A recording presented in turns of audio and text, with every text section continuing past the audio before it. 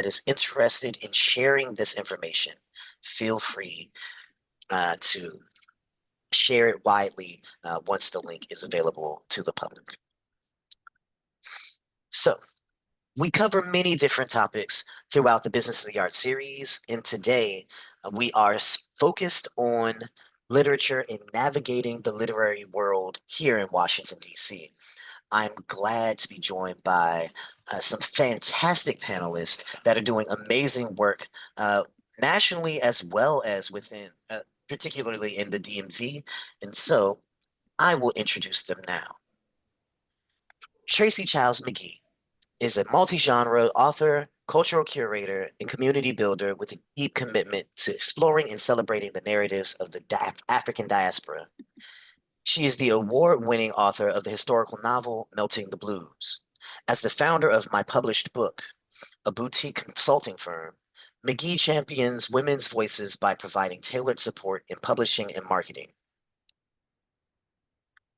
Her work has been recognized with numerous fellowships and grants, including the 2025 DC Commission on the Arts and Humanities Fellowship, the 2024 Humanities Independent Practitioners Fellowship, and the distinction of being named the inaugural Humanities DC Literature Fellow. We are also joined by Jona Colson, co-president of Washington Writers Publishing House. Washington Writers Publishing House is a nonprofit cooperative literary organization that has published over 100 volumes of poetry since 1975, as well as fiction and nonfiction. The press sponsors 3 annual competitions for writers living in Washington, D.C., Maryland, and Virginia, and the winners of each category, one each in poetry, fiction, and creative nonfiction, comprise their annual slate. In 2021, Washington Writers Publishing House launched an online literary journal, WWPH Writes, to expand their mission to further the creative work of writers in our region. In 2024, WWPH launched their biennial Works in Translation series. Jona Colson is also a very established and well-recognized and honored author and translator in their own right. We are also joined by The Inner Loop, founded in 2014 and registered as a 501c3 nonprofit organization in 2019. The Inner Loop cultivates and promotes the distinctive literary culture of Washington, D.C. They create inclusive and accessible opportunities for our diverse network of both emerging and established writers to connect with each other, to connect with their community, and to transform the written word into a shared experience through the act of reading aloud. Representing the Inner Loop, we have co-founders of the Inner Loop, Dr. Courtney Sexton and Rachel Kuntz. We will start the panel. Oh, before we actually get the panel started, if you have questions and things that you would like to ask any of our panelists, I ask that you add them into the chat, but start your question by saying question. That way I'm able to track comments versus questions. So we'll start our panel by having conversations. It'll be a very conversational, informal, pseudo-formal session today, and we will start with Tracy. First, how are you feeling today, Tracy? I'm sorry? How are you feeling today, Tracy? Oh, I'm feeling good. I'm feeling really good. Thank you for for having me. Indeed, it's a joy and a pleasure. So how long have you been writing and what inspires your work? Let's really start at the very beginning, like what really drives you. Well, my love for writing grew out of my love for reading. I remember being such an avid reader, and I was reading a book, and I declared that I could write a book as good as this or better. It wasn't the book wasn't bad or anything. It's just that I was like in that moment, like I know I can actually shift from a reader to writer, and that's exactly what I did. I wrote my first novel, and I was all excited, and I sent it off to an editor, and it came back completely drenched in red ink, like she was creating a painting of some sort. And I was like, oh my God. And I just got offended and I put it away. I was crushed and I was like, I guess this is not for me.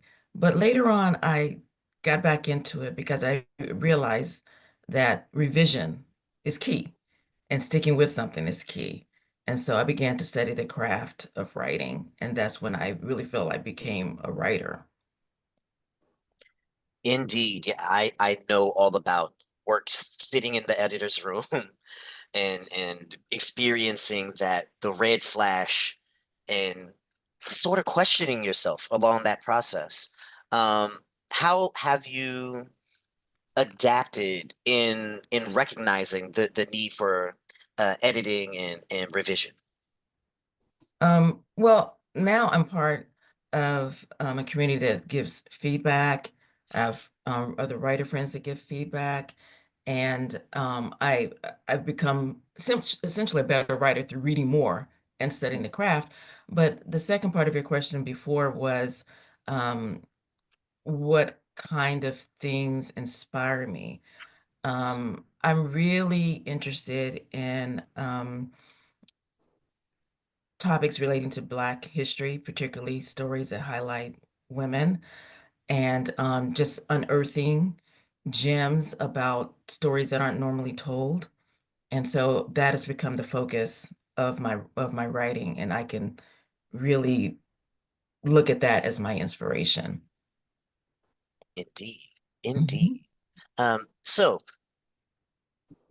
there are a couple of th threads that I want to follow, um, specifically around being an independent author and self-publishing versus working with a publisher. Um, from my understanding, you've worked in both spaces. Am I correct in that? Well, I've been more of an independent Okay. writer, and so I went when I finished writing Milton and Blues, by this time I had mentors, and one of my mentors said, why don't you try to go the traditional publishing route, and um, and so I decided that I would do that because she said if it doesn't work out, of course you can do it yourself. So why not, see? And so I sent out my manuscript to 13, I remember 13 because I was going to make it a lucky number, uh, agents. And I heard from one the very next day. And so I was like, oh my God.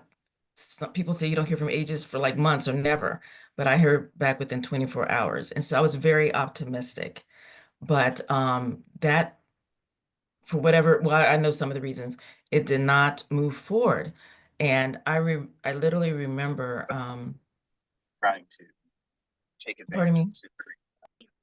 Sorry. Yes. Oh, okay. So I really remembered, really just trying to decide what I was going to do. And it became an urgent situation when I actually had a medical scare and was given 20% chance to live. So I was like, you know what? And this is really dramatic, but as I was being, you can see I'm fine now. But as I was being wheeled into the operating room, I told my daughter, make sure my book gets published. And and so of course I'm fine and I come out of it and I'm very, very now intentional. I will publish my book. I will do it within this few months. I will market it and it will be sensational. And I did get six awards for that. So that came out of an urgency because when you um traditional publishing, there's nothing wrong with it, but when you self-publish, you can kind of set your own timeline. You can make some creative decisions alone. And so that is how that book got published. But I do a lot of other writing that I do depend on editors to make decisions about whether or not they're going to publish it. But in terms of my book, I did go as an independent. Indeed. As an independent author, um, I don't, I feel like people when they think about publishers, they think, oh, like they're gonna help me market my book and get things out into the world. As an independent publisher or independent author, how do you go about marketing your work? How do you get people to know that you've created this thing? Um, well, first of all, depending on depending on who you are and the expectations of the book, there can be various degrees of a marketing budget for the author in traditional publishing. If you are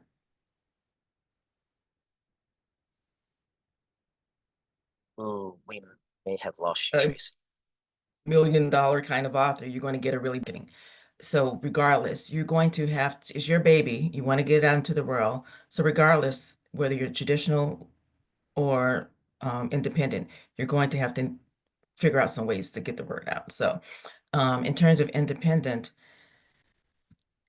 I personally have used social media.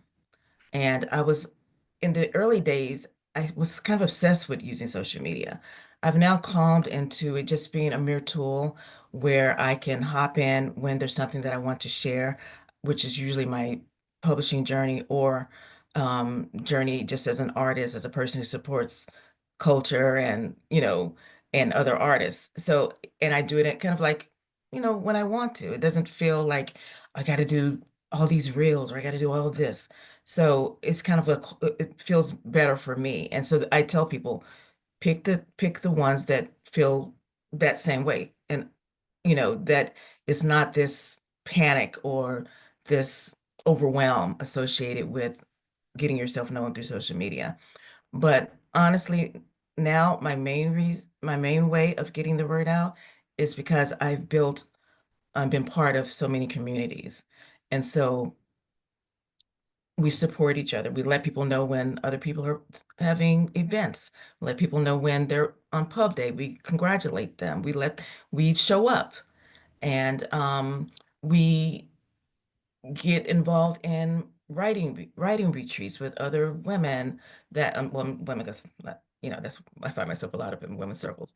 Um, you once you're inside of a community, the community will support you because you're also supporting the community.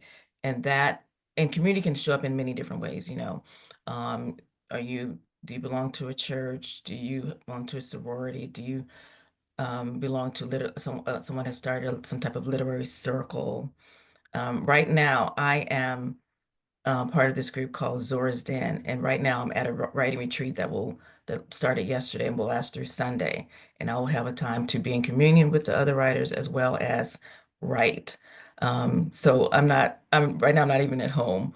Um, and so those are the primary ways through social media and being part of community. Indeed, indeed. I was going to ask, how do you find these communities? Because sometimes folks will realize, oh, I want to step into this world. I have this gift, or I have this story that I need to tell. And they may feel that it's difficult to break into the artist communities, into a spoken word community or a literary community. But you just gave us some great examples. I feel like a quick Google search and then maybe chatting with some folk, but yeah. Well, really, I know people don't really like to see a bunch of emails, but I literally subscribe to every literary organization. I want to know what's going on. I really do. And then I either participate in what's going on or share that information or resources with other writers. And then when I show up, I talk to the person that I'm sitting next to and I get to know them. Then, whoever is being featured, I go up afterwards and thank them for coming out. And that kind of thing. Or I talk to the people who put on the event.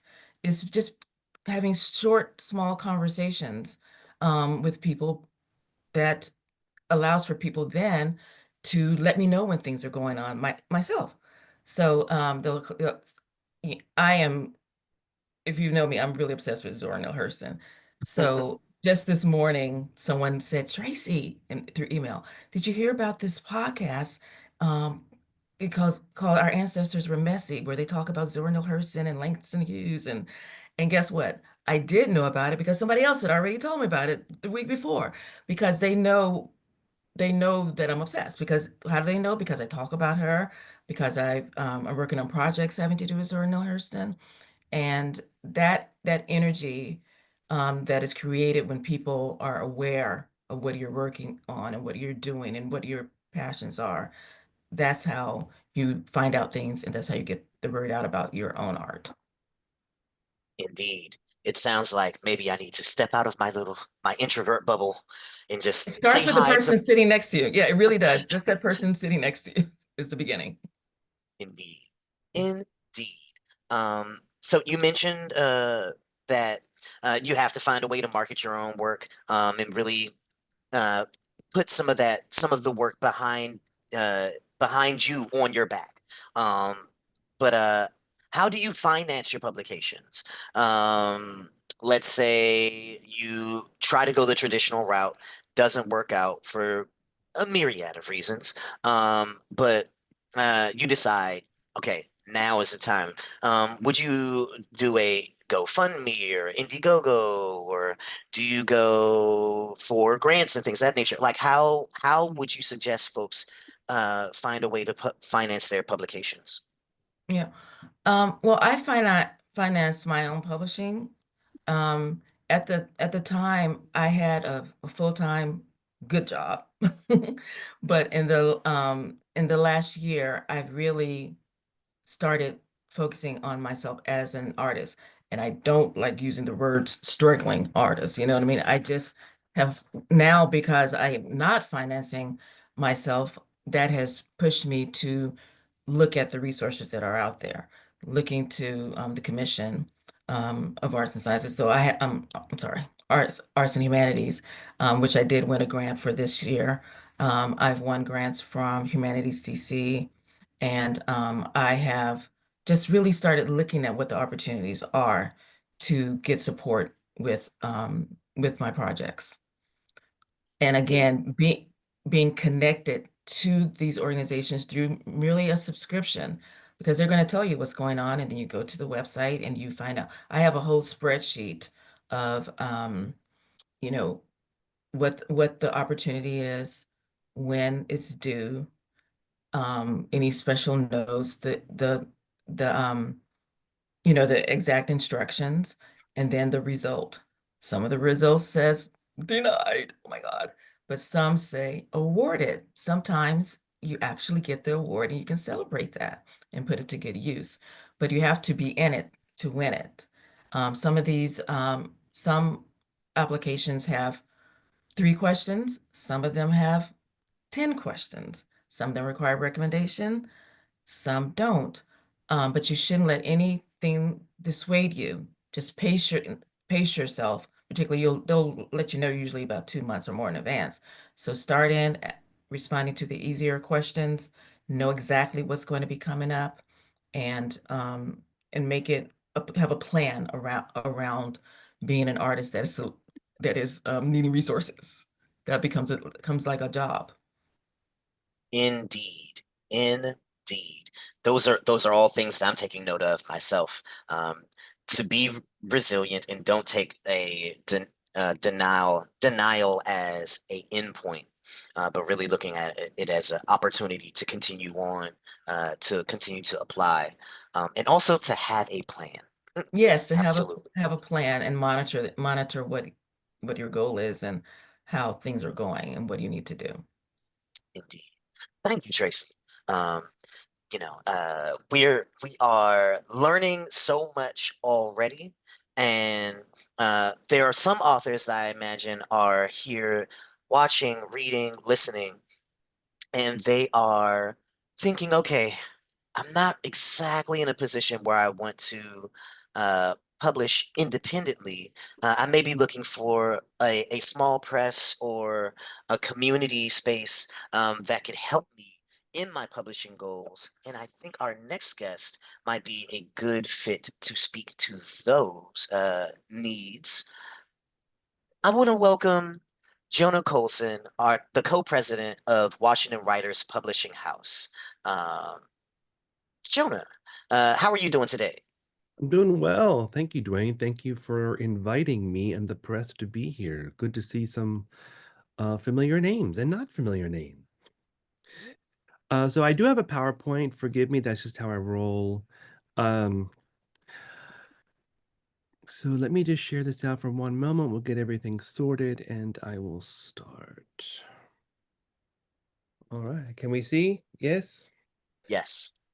Thank you very much. So as Dwayne said, my name's Jona Colson. I'm co-president of the Washington Writers Publishing House. Um, we have been around since, just do the first two, since 1975. As Dwayne was saying, we were the longest continuously operating nonprofit cooperative literary organization in the United States. We were started by a few, they call themselves hippie poets in 1975, led by Grace Cavalieri, who was uh, poet laureate of Maryland and a very well-known poet around the area. I'm sure everybody knows.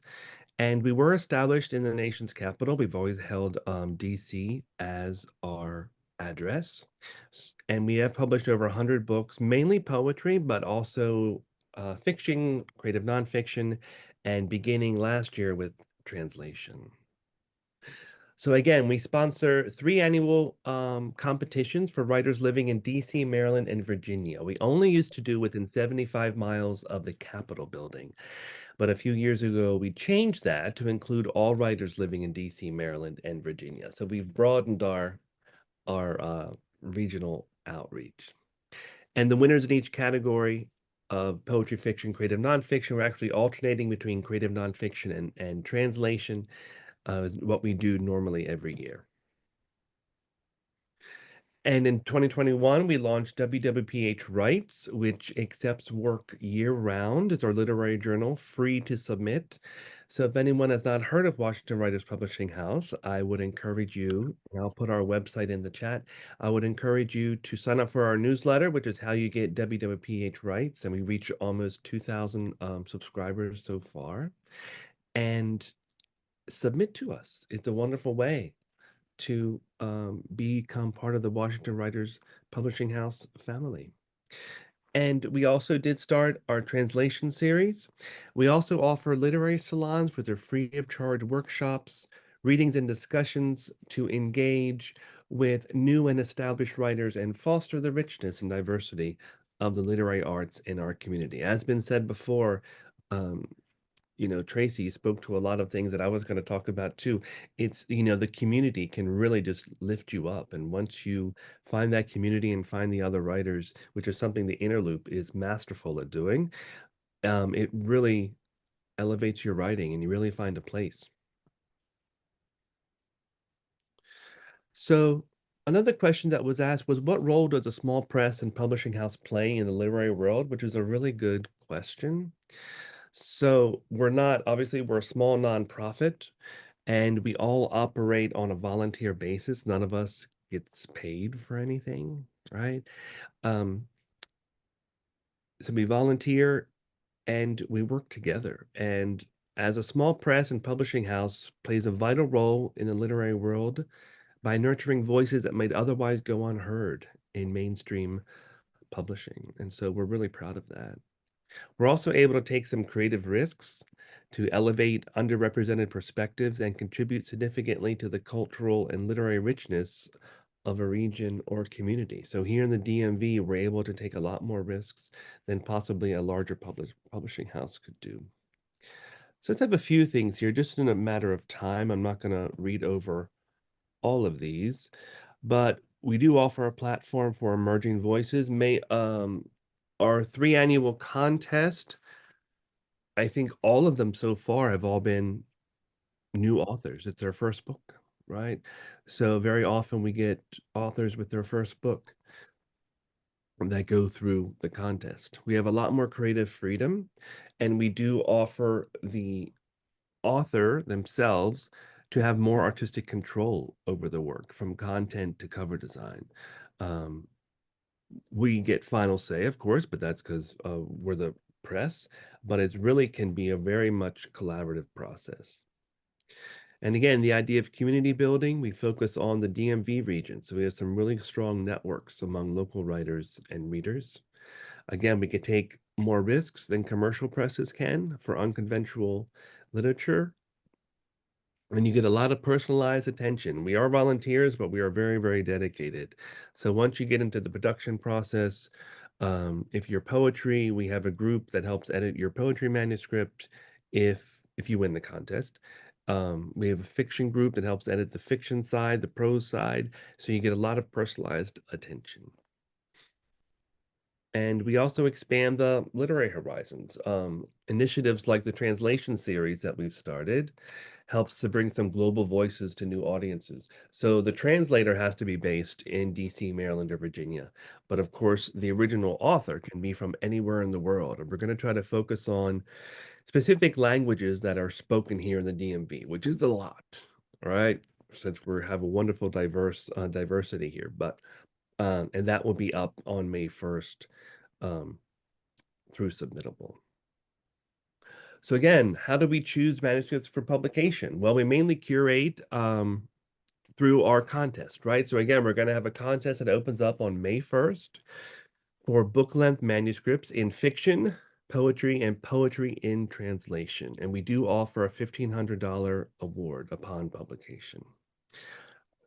We also do some special projects. Like we have a project coming out very soon called Capital Queer. That was by invitation only.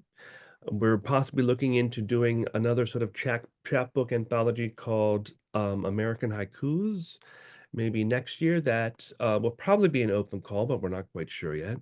And we have another anthology coming out in September called America's Future, and that was an open call, right? So some are closed, some are by invitation only, but we always have the contests. And we do have an open call year round, like I said, of WWPH. Right. So check out our website for a lot more details there. And if you're kind of curious as to what we look for, of course, our best recommendation is to read our books, right? Because the winners of the previous year are going to be the lead editor on the next contest winner, right? So for example, when last year when we published Unarmed, which is a memoir, creative nonfiction, Megan Dooney will be the lead editor, right? So it kind of works that way. So if you win a contest, you we ask that you serve for about 2 years, and that can be, minimal service. It can be a lot more service depending on how you want to get involved, but it definitely involves helping to edit and select the next winner and working together with that author to just, better the manuscript. So how does payment work for contributing artists included in an anthology? So we've had 2 anthologies. Well, we've actually had 4, but since Caroline Bach and myself have become co-presidents about 4 or 5 years ago, we did one anthology called This Is What America Looks Like. And again, we have another one coming out in September. So for an anthology, we were able to offer $25, which doesn't sound like a lot, but before we could offer nothing. So because we've grown and we've been very, very lucky to have generous donations, and also from the Commission on the Arts and Humanities have been very kind to us, we're able to at least pay back a little bit monetarily. So we give $25 for an anthology if your work is accepted. We also give you $25 if we feature a poem or prose text from you in WWPH rights. And again, it's $1,500 for our contest. So we are able to pay a little bit. And again, coming soon, we have our Capital Queer, which is going to be published on May 27th. America's Future is coming out September 2025. And we're going to be around the area. We're going to be city lit as past, but we're going to be at Kennington Day of the Book Festival on April 27th, the Gaithersburg Book Festival on May 15th, and the World Pride Street Festival on June 7th and 8th. So if you see us, please reach out, come say hi. You're always able to email us at wwphpress@gmail.com. Take a look at our website, which I'll put in the chat. And that was pretty much my overview of the press. Indeed. Thank you very much, Jona. So for anybody that is seeking more information, the website is www.washingtonwriters with an S .org. And I believe that is already in the chat. So yes. Also, there there is such a need for community and opportunity from all levels. I'm hearing from both Tracy and Jonah that community is necessary when succeeding as an author. Whether you're going independent, whether you're going small press, whether you are going traditional press, you need to have built in art and be part of different communities to really help your art grow, but also to grow an audience. And I believe our next pair of panelists will be a wonderful gift to speak to that need. It is my pleasure to introduce Dr. Courtney Sexton and Rachel Kuntz of The Inner Loop. Please join us. How are y'all doing today? Doing great. Thanks for having us. How you doing? Happy to be here. It's good to see all these faces and names in the participant box. Not a problem at all. Overwhelmed. Oh, not overwhelmed. Overjoyed to have you. So We can be overwhelming sometimes. It's fine. no, life can be overwhelming. Yes. I'll say that. But this is a joy. So quick question. Let's what is the inner loop? How long have y'all been in existence and who are you? I'll jump in there. Yeah, right. The Inner Loop is a community for writers in and around DC. We strive to support writers of all backgrounds and experience levels to bring them together, connect them to the community, and support them on their writing journeys. So we do that through our programs, which are offered to writers at no to low cost to increase accessibility. So we have monthly readings that take place at different bars and restaurants around the city. At every reading, we have a headliner reader followed by 9 readers in fiction, nonfiction, and poetry. So we also try to represent a variety of genres. And the readings are curated again to get a variety of voices, backgrounds, experience levels. So putting first-time poets on the same stage with Pulitzer Prize winners to really create that diversity and just a space where creativity and inspiration can thrive. In addition to our monthly readings, we have a summer residency program, which I'll let Courtney say a little bit about in a moment. We have writing retreats where 20 to 30 writers come with us to West Virginia, cabins in the woods, and we all just commune and write together. And then we have an Author's Corner program, which is where we take on some of what Tracy was talking about, where we promote the writer around the city. We connect them with other writers to promote the book and with literary organizations all over the city to make sure that independently published authors get the attention they deserve in the community. And I'll let Courtney talk a little bit more about the summer residency program.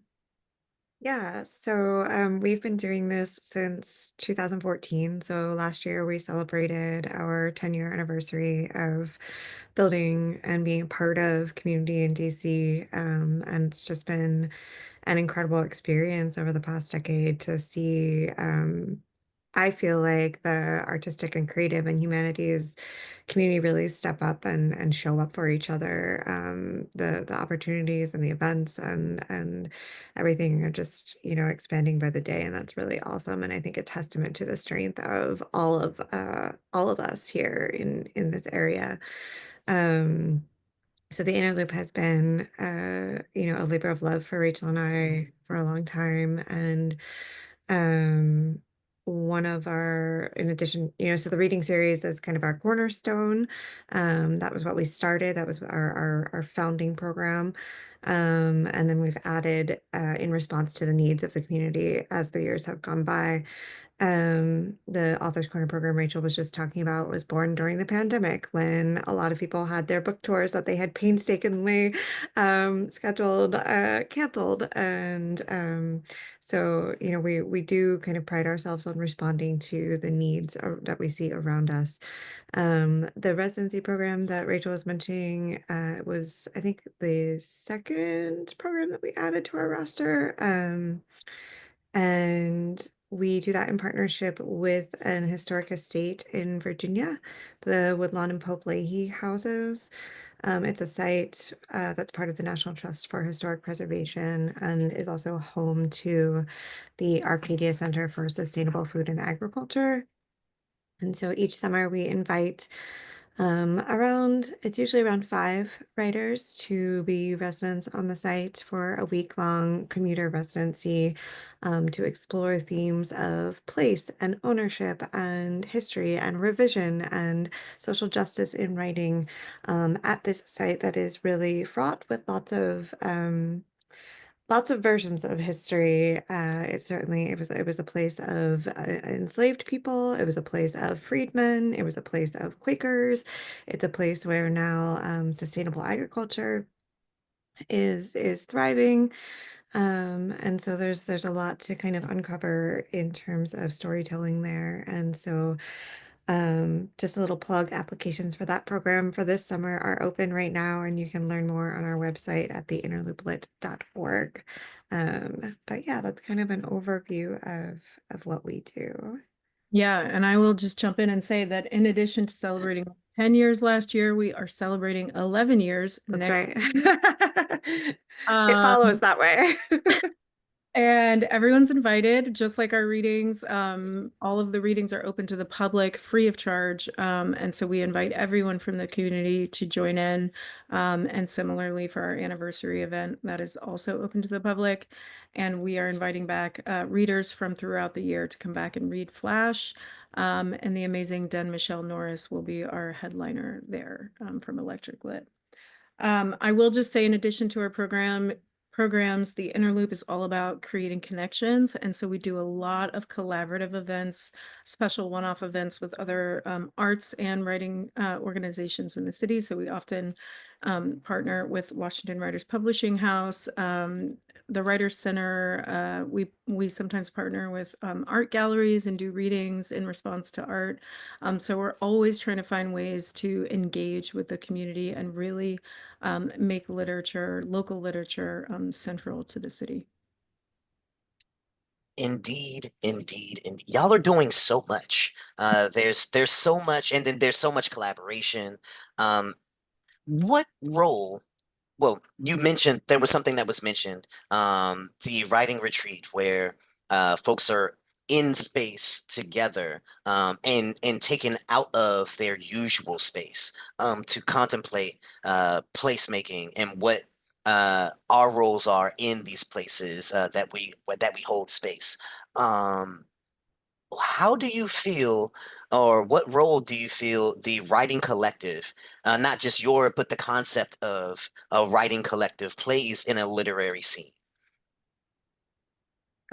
It's integral. I mean, I think we've heard both Tracy and Jona say, and as you've reiterated, um, you know, having people around you to inspire you, to motivate you, to challenge you, to remind you that what you're doing is valuable. You know, the values in our country right now are kind of all turned on their head. And so finding people with whom we can commune with over those shared values is really, really important to keep going, especially in times like, you know, we're facing right now.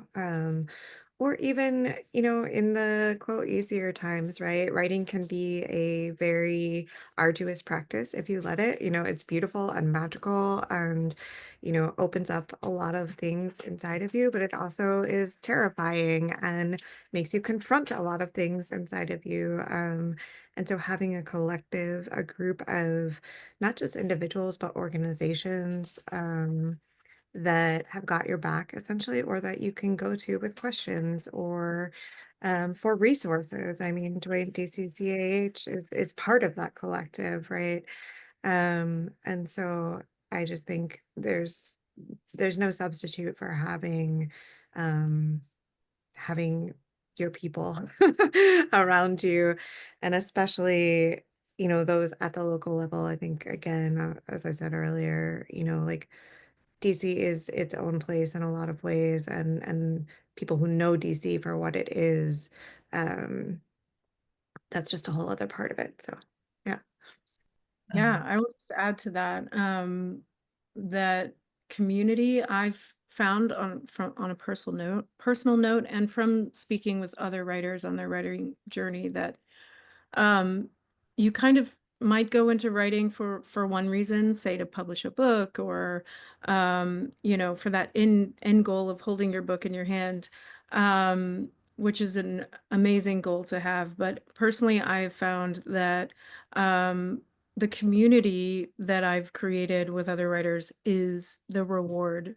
Um, they give me feedback, both positive and negative. They cheer me on um, whenever I'm feeling discouraged. There's so many reasons, to not write. There's discouragement at every corner. There's so much rejection. It's so difficult that having that encouragement and having other writers who understand how not only how hard it is, but why you want to keep going. How many times has my family said, just don't write and you'll feel a lot better. Um, but other writers know why you're doing it. They would never say that, and so the community is, it's good for the larger community, all of the city, every citizen. And it's good for the writer. And really, you can make tangible connections and get tangible benefits, like people who can support you if and when your book comes out, people who can tell you where to submit your work, things like that, who might invite you to be on a panel. Thank you, Dwayne. That kind of a thing. But there's these intangible benefits that really make the writing journey just really worthwhile and rewarding in a way that by yourself it just wouldn't be the same. Mm, indeed, indeed. That it words. I feel like we as writers and authors, it's a form of alchemy. Like we are taking life and we're spinning these thoughts into narrative, into something that folks can hold. Um, where we hold memory, but it's not exactly tangible. But we're making it something that's tangible and can live forever. And what you're saying is when you're in community, this is a community of alchemy, where uh, those aren't bookshelves back there. Those are collected memories and collected experiences that will live long beyond anything that we have lived. It will live on because we have created something, and that's a gift. So, thank you for sharing that. Um, Completely different thought. Going to shift gears here. So I see a lot of open mics. I don't see as many workshops, though I'm starting to see more workshops. And I see some formal readings that take place in DC. And I wanna ask, what is the real difference between an open mic, a workshop, and a reading? Because I feel like some folks may be at the beginning of their literary journey, some may be further along, and just not have a real understanding of what the difference is or what the roles of those different spaces might be. Sure. I can jump in on that, and then maybe, and I'm sure Courtney will have some thoughts as well. It sounds like a little bit of a philosophical question in some ways, but I will say the workshop is a pretty clear distinction. That's Yeah. often where a writer will help you with some aspect of the craft. I personally believe that writers of any level would benefit from a workshop, whether you're a poet who wants to dip into fiction, or you know, a nonfiction writer who has never really mastered dialogue, for example. You might take a workshop with somebody who you know is very good at that particular aspect of craft, so that you can learn more about it and read and analyze examples, and then perhaps try your hand at it as well. A great place for workshops is the Writers Center, and I know many independent bookstores around the city also offer a lot of workshops, and I'm sure there's many more examples of places you can take workshops. Open mics, I think, tend to be a very casual environment, and you can show up and put your name down on a list, and they tend to just kind of go down the list and let anybody who wants to come up to the mic and share what they have to share. The benefit of that is that, you know, if you're trying out something new and you want to see what kind of reaction it gets or see if that line lands, you can go to an open mic, and usually if you come early and get your name on the list, you can get a spot right away. So there's no real waiting period. You can decide on a lark to head over to an open mic and try your work out on a crowd in a pretty casual environment. I would say that readings kind of run the gamut of different styles and kinds. Obviously, you have readings at independent bookstores again, where authors are coming through town, they're promoting their book, they're going to read a section from. Oops, somebody's not muted. Yep, got it. Where you know, they're reading from the book that they're promoting, and then there might be a Q&A section where the audience gets to ask questions about their process or the book. At the Interloop, we try to kind of bridge the vibe of the open mic with the reading, and to kind of create a more communal feel by having lots of readers. So as I said earlier, we have 10 readers at every event. And that sort of, and it's always at a restaurant and a bar. And so it gives you that casual vibe, but we do curate the readings. So you can't just walk in and read at the Interloop. We invite submissions from people in the community, anybody who wants to read. We invite them to send us some work. And that's not so that we can decide if it's good enough. It's more so that we can choose a good variety of voices that we think really represent the diversity of the city. And we try to have a nice variety at every reading. So it kind of mixes the two vibes of those kind of readings I discussed. Did we just lose Courtney? I was going to let Courtney vamp on that. I think we may have lost Courtney. I will keep my eyes open. Dwayne, I think I'm back. Oh, there she is. Am I Yep. back? Yep. It kicked me off for a minute there. Courtney, I was going to Sorry. let you vibe on the philosophical. Yeah, for sure. So, yeah, just to kind of add a little bit to what Rachel has already said. Yes, highly, highly, highly recommend workshops. And those come in all different shapes and sizes as well. You can do an hour-long workshop, you can do a half-day workshop, you can do you know, a workshop that lasts for a month that meets weekly. You can do a 6-month session. It just depends where and with whom and what your goals are. But I definitely recommend those, even as someone who you know, I did have formal training in as a writer, but find myself needing to revisit some of those, especially craft elements. Often, you know, you get rusty, you forget things that you knew. There are things you don't know, and so definitely a good tool to have in the toolbox. Um, in terms of the distinction between open mics and you know, more kind of serious reading series, that's a poor choice of words. Oh shoot, it's frozen again, I think. My No, first you're screen. fine. We Okay. can hear you. Okay. As in addition to what Rachel mentioned about like kind of the more spontaneous nature of open mics, I think they also have a history of being a little bit more rooted in poetics and in spoken word genres. It's not as common that you'll find kind of a mix of fiction and nonfiction and some of the other genres at open mics, although they certainly are typically welcome. Uh, they are also usually, a short, kind of time limit. In terms of the reading series, um, yeah, I mean, again, they come in different shapes and sizes. I think what we have tried to cultivate at the Inner Loop is something that is representative of our city.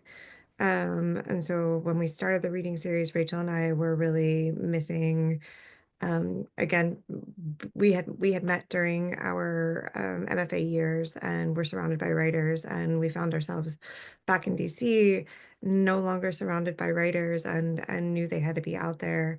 And so getting to hear just the breadth of experience that is within one, how many square miles is DC is mind-blowing every time. When we get there and the room is full, I've had a long week, we've had a long week, there's a million things going on, you're tired. After 10 years, you are like, why am I still doing this? You walk in and um you are just immediately in this space that is warm, that is welcoming, that is full of people who are there to share, who are entrusting you with this very vulnerable part of themselves. And I think that that's kind of where the magic comes in. And then, you get the chance to hear like just a little bit, and you might find something that you're super interested in, or if there's one that's not quite your cup of tea, you know that in 5 minutes there's going to be another one and you can hear that. But again, we're all up there together. I'm kind of probably being redundant, but yeah. um that's what I love about the reading series environment. It has a structure to it. There's an expectation that you're sharing this space and that you're all going to be in the same um, level, and are kind of signing a contract when you walk in the door, right? That like, hey, we're gonna be here and support each other in this couple of hours that we have together. Yeah, and you may find yourself surprised to come across a Nobel Prize winning writer, and you're like, oh, hey, I'm just hanging out in the bar having a drink with them. That's really cool. So, yeah, I'll stop rambling. No, you're really describing the joy and the magic that comes with these collective spaces. So how does one become a featured reader with the collective like the Inner Loop?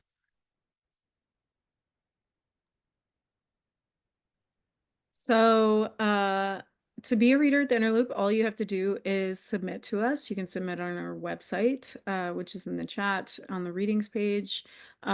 We have a very high acceptance rate for readers. So, but we do have a lot of submissions. So we have about a 6-month backlog at the moment. But we always encourage people to come to readings anyway, because they're very inspiring experiences. And I find that anybody who comes is always happy that that they got that babysitter, that they set aside the time and came. And I know I do. It's the highlight of my month. So submit to read on our website. In terms of headliners, we take nominations from the community often. That tends to be, a more established writer, just to get, again, that variety of experience. So we're trying to go for somebody who's published several books or won nationally recognized awards, that kind of a thing. But we do take recommendations from the community, and then we send invitations out. And we Indeed. typically do focus not exclusively, but primarily on writers living and working in the DMV. Occasionally we'll have a guest star or someone who maybe no longer lives in the area but has ties or connections to DC. But that's definitely a big part of the lineup, is that kind of DC connection. Yes, yes, yes, yes. So uh, I would like to invite everybody that's still in the Zoom room to celebrate our panelists who have spoken. We had Tracy Chiles McGhee. We have Jona Colson of Washington Writers Publishing House, and we have Dr. Courtney Sexton and Rachel Kuntz of The Inner Loop. So feel free to use the little, emojis and things like that. Say thank you and whatnot, but we're not done. We still have a Q&A. So you can enter your questions into the chat. Just put questions so that I can make sure that I get that it's a question. And I'll actually get us started with some general questions. Anybody, feel free to jump in on this one, or any of our panelists, feel free to jump in. What advice would you give to authors on the beginning of their artistic journey?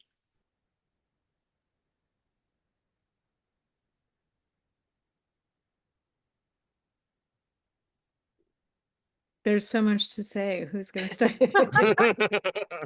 I mean, I've heard a lot about finding a community and locking in, like getting to know a community and being involved in some way, shape, or form. And definitely workshops. I heard a lot about workshops. And I've been enjoying attending workshops in the area, especially lately. It's just been really, really nice. But what else would you suggest folks take into consideration? Yeah, I can add to that. I think definitely connecting with the community is a great start. And I loved everything Tracy was saying about joining the mailing lists, going to events, talking to people while you're at events. I think that that is an amazing start to a literary career, and it's really going to set you up for success. I didn't necessarily start that way, but I always regret that I didn't. I think I could have benefited a lot by starting with community and then working into my craft. I started with craft and then worked into community, which I think was backwards. It's how I do everything. But yeah, I think being in a community is going to be great because they can save you a lot of heartache. They're going to save you from making rookie mistakes. If you're submitting to magazines or you're ready to start your book, they can really give you tips and help you avoid a lot of avoidable mistakes. Of course, all of writing has a lot of false turns and things like that. But the community is what can help you guide you. I will just say, as a shy person, that if there's anybody in the audience who is horrified by the idea of going to events and talking to strangers, that there are other ways. Part of the reason I became a community organizer is that I am shy, and I find it hard to go into a strange situation and talk to strangers. But when I'm leading an event, I know exactly what to expect and I know what to talk about. I have a script set kind of for talking to people. And the other thing about writing events is that you have writing in common with other writers. So it's very easy to have a starting point for talking. But I would also say that you can find your own way into the community. There are many people who have online communities that they find very rewarding. I think volunteering is another great way because you don't necessarily have to talk to people, but you're around people, and that's at least a start. And you also have a job to do, so you don't have to feel awkward. You're supposed to be there. um, there are other ways like that where you can approach it from whatever your personality is. There's lots of different ways of getting involved that don't require you to go outside of your comfort zone, I would say. And I see Jonah nodding a lot, so maybe he has some ideas. I mean, I agree with all of that. And I think what you said last, it depends on what kind of artist and what kind of writer you want to be, right? And whenever you gravitate toward, community is key. I started with craft as well. I got my MFA and then I came to the community, kind of a little bit of a mix here in DC. But I would just also suggest before, we have some wonderful festivals around the area too, which are of course part of community.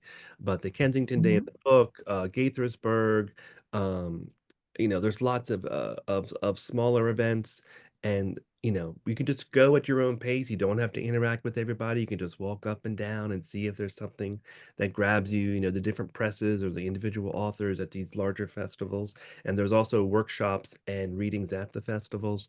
So Google some local festivals as well, and that could be a nice way um to get to meet and start with community. Dwayne. Yeah. Oh, so I wanted to say that I started this writing journey by taking a workshop at the DC Public Library.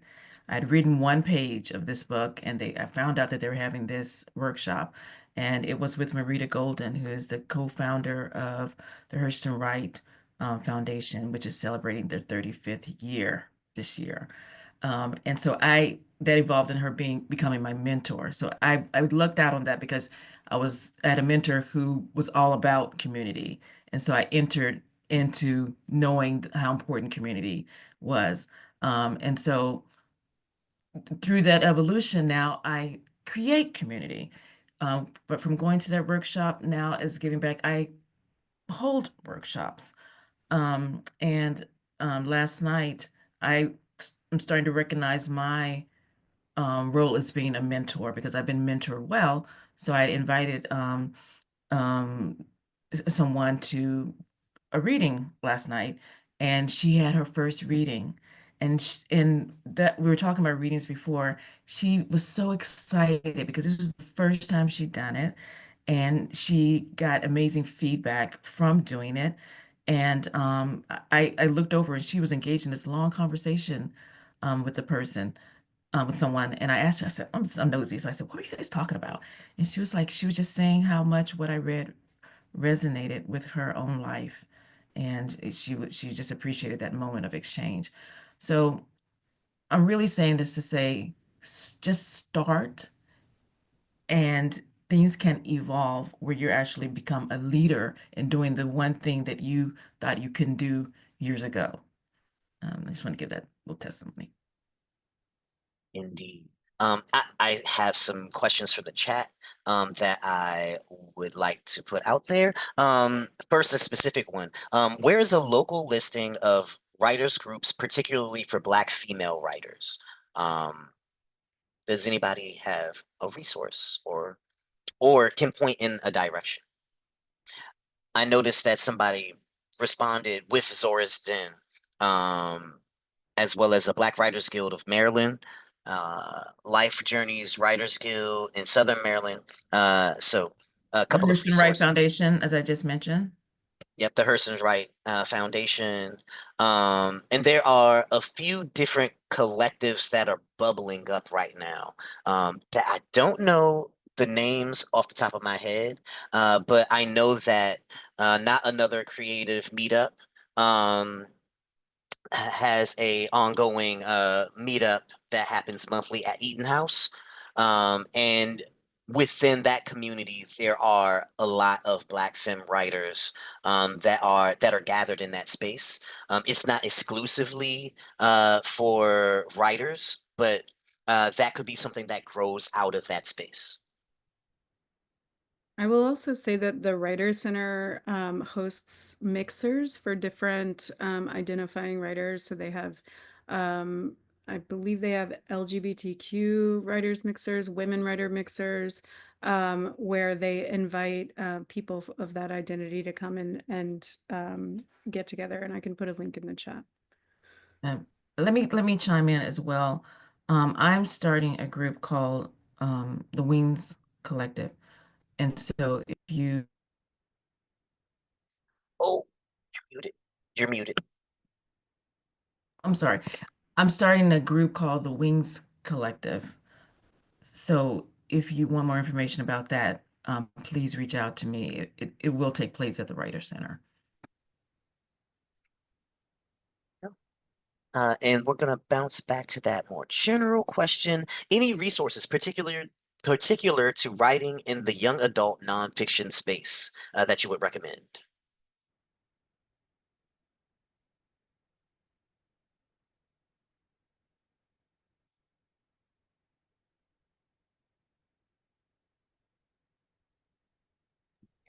I can't think of, I mean, author resources per se. I will say there are a couple of organizations in town that work with youth, some of them creating memoirs. So Shout Mouse Press is a great organization, and they focus on writing from young adults, or including young adults, and often there's memoir, as well as 826 DC works with youth writers, and even just reaching out to them, they may have more resources or know if I would imagine they might know of some other things geared towards specifically YA. But those are two awesome groups that are local anyway.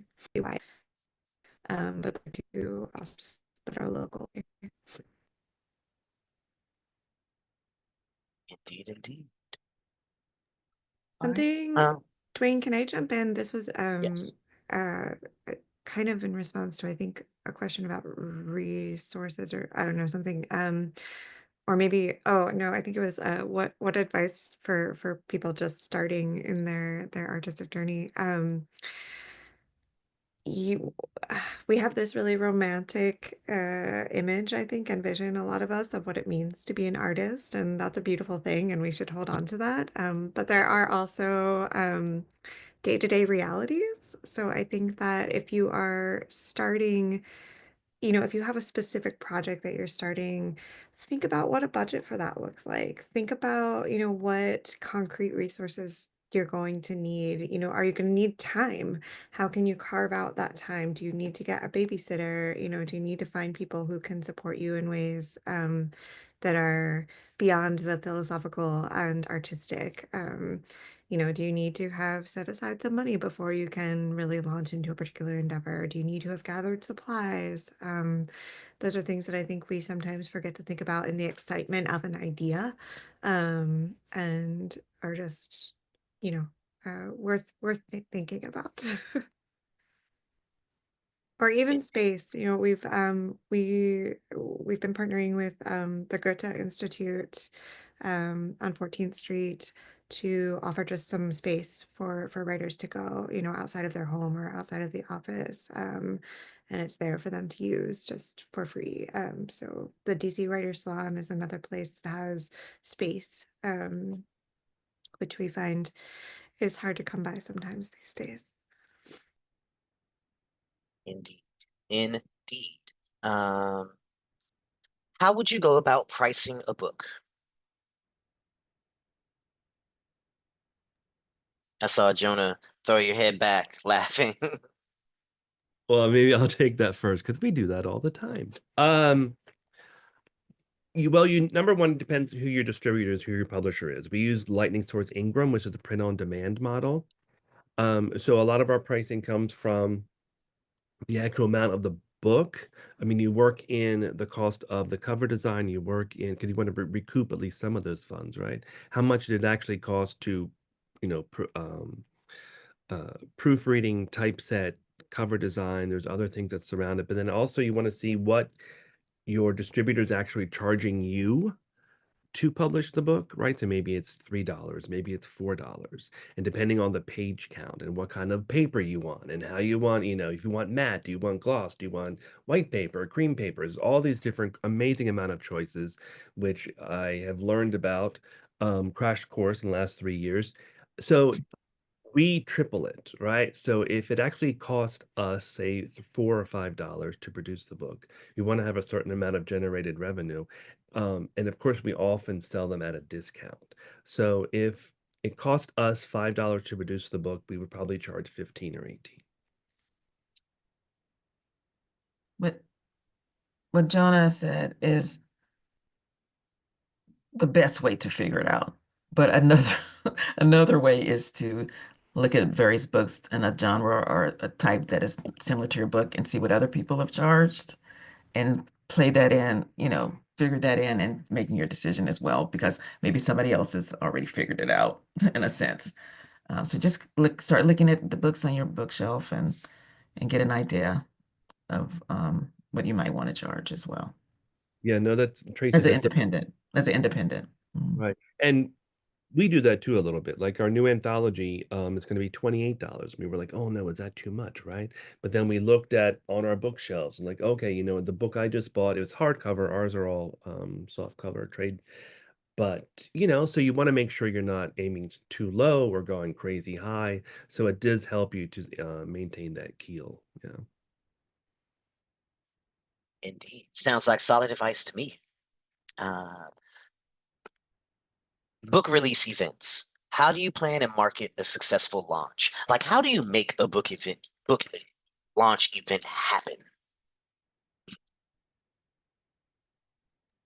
I could just briefly. So kind of forgot to say. So all of our contest winners and all the books that we um, launch, we can almost pretty much guarantee a mini tour in the DC area, three readings. We have a very good relationship with Politics and Prose. They like us. We have a very good relationship with the Writers Center, as many of you have said, they like us. And we kind of get one more in the area. There's, a reading series in Reston. The Inner Loop likes us. So, Terrible. I know. But thank you. And we can guarantee probably three, maybe four. We've gotten like five readings around. So how do you launch it? Plan in advance, number one, I think, as far in advance as you can. Just like, Courtney and Rachel said, they're 6 months out. Sometimes you need to schedule, as much as 6 or maybe 9 months out, contact bookstores that you like or readings that you've gone to that you think would be a good match. I'm sure Tracy has a lot, good experience with this too. But do as far as you can out to get some like, one or two and space them. That would be my advice as well. And then also hold your own party, right? Hold your own party, get a cake with the cover of your book on it. And do that stuff too. Yeah, I was gonna add that as well, Jonah. Yeah, I've been to many a book launch party and they're always great. Oh, It- I will just oh, add to that. Just an unconventional thing that I've been seeing. Part of what makes the Interloop so successful, or at least so crowded, is that we have so many readers, right? Like there's usually 80 to 100 people in our crowds, which is a huge amount of people to read for. But I've been seeing more and more sometimes, and this is unconventional, that at people's book launch parties, they sometimes invite their fellow artists to read with them. And especially if you're going to do a kind of book tour and you know people from all over the country, you could invite those people to read with you, and then they bring their own constituents with them, and it kind of increases your audience. And I have seen people do that for the book launch party, but it could also be a good strategy for readings, scheduling readings and doing book tours. Thinking also in that same vein about who you might want to have introduce you, if you're doing a reading at your launch party, that can be a nice way to draw in some other folks who maybe don't know you already. And I think venue is also key. Like, a lot of people think outside of the box about where you might want to have it. A lot of places, especially if you're doing it on like a weeknight, would be very happy to have you and, 40 of your closest writer friends there, filling the space. So don't be shy about asking around, because then you may also get people, who just come in off the street and hear you and want to buy your book. And of course, I can't say enough about, I think Jonah and Tracy both mentioned this. Our independent bookstores in DC are really awesome about promoting local writers. So reach out to them too. Yes, absolutely. I think that the main thing is to actually have a plan, and having a sense of how you're going to get the word out leading up to the launch. All of that is part of the launch. Do you have 5 people who have believed in your work who are going to kind of amplify what you're doing on pub day? Are they going to be putting in social media, sending a copy of the cover to their mailing list? Speaking of mailing lists, have you started collecting emails so that you can get the word out about their various events beyond social media? And just being creative. I could not afford to go on a book tour, but what I did was I asked my friends who were going on vacations to all take my book and take a picture in the city or the exotic place that they were at. And so therefore I had an instant world tour. I was I I was in love that, Tracy. That's I such was a in great Ireland. I was in, idea. all kinds of places because the spirit of my book cover was representing me. So just be creative, and I think once you start thinking of the launch as this is the birthing of your baby, I don't want to say it like that because men don't birth it, but you know what I'm saying? Like this is in a sense your literary baby that you're bringing to the world. You want it to have the biggest reach possible. And so how can you do that? All kinds of ways. Make a list. That becomes your plan. Yeah, I agree. And someone there's a link to lightning shorts in the chat in case anyone's curious about you can have your own personal account or press account. But so there was a question in chat about a Zoom reading, and definitely do a Zoom. I mean, do whatever you want, but a Zoom reading and record it. This is because if you apply for grants or fellowships, very often that can act as a supplemental an aid that you can like put it on YouTube, and then you can have a link to it if you apply to grants and be like, oh, hey, they had a launch, there's a Zoom, and you can section it off. So having a video, of course, you can also record things when you're doing other in-person launches, but I think at least one Zoom is a really good idea. So much, a wealth of information being shared. This is one that could be sticky for folks. Ebook versus print, pros and cons. Let's talk about it. I think Jona, I think I read your lips. I'm so reactive. I can't hide stuff, you guys. I'm sorry. Um, both. If you have the typeset, if you have the software or someone to put your book, or the press can do it, obviously, into an ebook, ideally, I think both, so you reach the largest audience. Um, but there are some complications with ebooks, specifically if you're a small press and you're trying to do poetry, it takes a lot with the line breaks and a lot with the stanza breaks. So poetry for us can be a bit of a challenge to converting it into an ebook, but we have some wonderful people who work on it. So I would say try both. Of course, print, but I would try both. Mhm. And Dwayne, audio. My book was not an audio, but when I do another book, it will be an audio because guess what? That's probably like 60% of what I do right now is listen to books because it's more like my bedtime story. Um, when I have a moment. And so definitely both, but also add audio to that if you have the funds and it's a desire, I think it's a good idea. Mm, yes, audiobooks are are crucial. They're definitely growing, and have been growing over the years. And so yeah, definitely.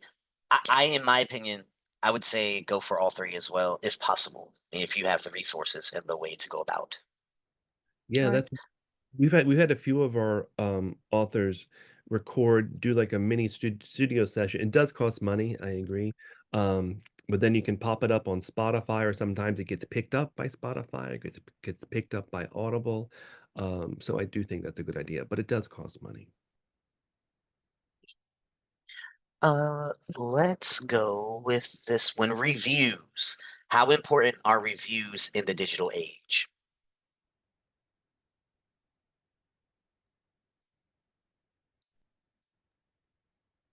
I well, just as a reader, I tend to look at the blurbs on the back of the book. I think they're important. I think it just gives you an idea of what someone else experienced when they read the book. I think maybe Simon and Schuster is stopping the concept of blurbs, and it'd be interesting to see if other ones take that route as well. But I like reviews, and I think they are important because it's just another way to market the book. Sometimes we want to know what someone has read, thought about the book, or someone who's another writer. Sometimes they're famous, and you're like, oh, wow, they gave an okay to the book. So I, but people don't really like your friends and family. Sometimes they don't like to give reviews. So you just have to like maybe ask them 3 times. I would ask people 3 times. I said I would start with reviews are important, and I'm trying to get to my next milestone. If you can you go and and do it because I'm close to the next milestone. And I did that at 5, 10, 15, 20. In fact, I'm 2 from 100. So whoever gets the book Melting the Blues, can you help me get to my next milestone? There you go. I think reviews, I mean, personally, I think reviews are important because, like Tracy said, you'd like to see maybe some authors that you admire have reviewed it and gave it a good, like, oh, hey, Jericho Brown likes this book. Let me pick it up too, right? But of course, we always try to say to our authors, sounds kind of, privileged, but it is, try to get the most famous writer ask them for a blurb, and then go down the list, because you do want names that people recognize. But also, as Tracy indicated, that I think there is a movement in publishing right now to not have blurbs. I've gotten a few recent poetry books that don't have any on the back. So I think it's definitely a conversation that's out there right now. Um, this is like less from the marketing perspective and more just the going back to that like art philosophy perspective. I personally love reviews as their own art form, which has been one that is, I think, falling out of fashion. I don't know that it's necessarily in the digital age per se, but just generally speaking, but a well-written critique or review is a conversation. It situates a work of art in the context of the rest of the artistic zeitgeist. And it's yes, it is being written with the opinion and perspective of a given author writer, but it's not just about them saying I liked this or I didn't like this. It really, I think they serve a really valuable role as pieces of art in and of themselves. Um, so I would encourage their continued existence on just I I agree would, with Elizabeth. Some reviews are written so poetically and poetically. They're so beautiful. I'm like, this is art. Yeah, so I totally agree with that.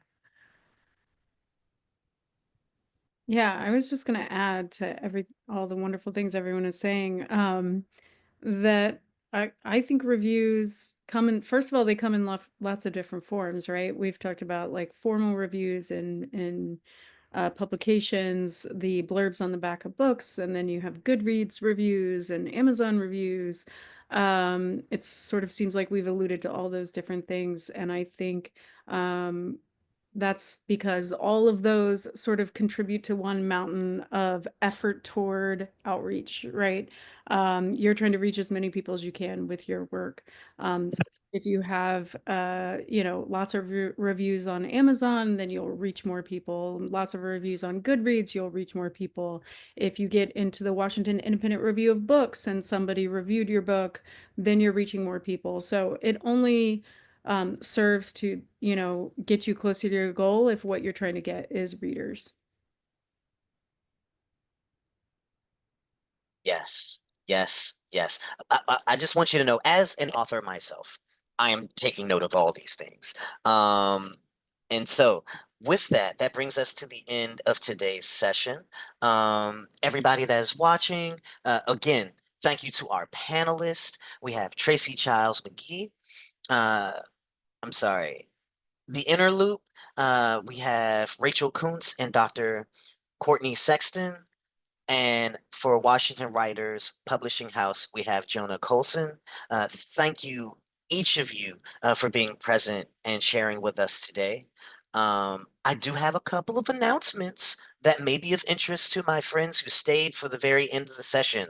The Arts and Humanities Fellowship Project grant, so the AHFP grant, will be opening May 12th, and applications close on June 17th. So consider this your unofficial announcement. Start getting your paperwork together to apply for that grant. Also, this Tuesday, the DC Commission on the Arts and Humanities is partnering with a few agencies within Maryland and Virginia, and many of the organizations, arts-based organizations within DC area, to host a very special event a networking opportunity and a chance to build community as we face the challenges that we're facing in our current times. It is called Centering, excuse me, I have to pull up my notes. Centering the Arts and Humanities. It's a gathering for artists, humanities practitioners, nonprofit organizations, and those who love them. And so this event will be held at Penn Social on Tuesday, April 22nd from 5 to 8 p.m. It is a free event, and I will add the link into the chat for those who may be interested in attending. There we go. So again, for those who are interested, I'll actually be taking note of all the links and contact information that's been shared in the chat, and sharing that back out when we share the link for the Zoom as well, because the Zoom was recorded. Thank you again for attending this Business of the Arts, navigating DC's literary scene today. Thank you again to our panelists, Tracy, Chiles, McGhee, the Inner Loop, Rachel Kuntz, and Dr. Courtney Sexton, and the Washington Writers Publishing House, Jona Colson. Dwayne, My I've name is never Dwayne heard Lawson someone Brown. say doctor so many times. It's Uh, I am Thank you. adamant. If it's in the bio, I will read it. I will make that happen. Thank you for having us, and thanks to everyone who attended. Thank you. Thank Yeah, you. take For a care. great conversation. Have a great day. And my panelists, if y'all stick around for a few seconds just to chat after.